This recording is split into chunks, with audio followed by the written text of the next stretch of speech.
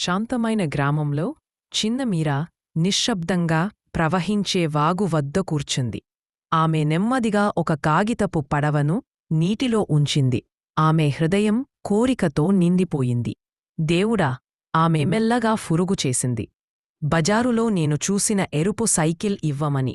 అప్పుడే సమీపంలో విశ్రాంతిగా కూర్చున్న ఓ వృద్ధుడు ఆమె విషాదాన్ని గమనించాడు. ఆయన నెమ్మదిగా ఓ మృదువైన చిరునవ్వుతో ఆమె దగ్గరకు వచ్చాడు.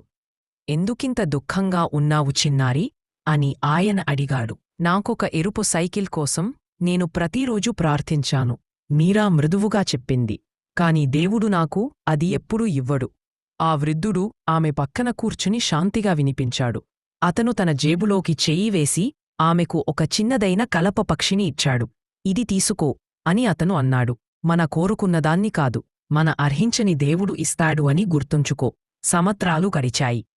మీరాకు ఎప్పుడూ ఆ ఎరుపు సైకిల్ రాలేదు. కాని ఆమె ఒక పాఠశాలను నిర్మించింది. అక్కడ పిల్లలు నేర్చుకున్నారు, ఆడారు మరియు స్వేచ్ఛగా సైకిళ్లపై ప్రయాణించారు. ఆమె డెస్క్పై ఇప్పటికీ అదే కలపపక్షి ఉండేది. ప్రతిసారీ ఆ కలపపక్షిని చూసినప్పుడు మీరా గుర్తు చేసుకునేది, దేవుడు తన సమయానికి అనుగుణంగా ఇస్తాడు.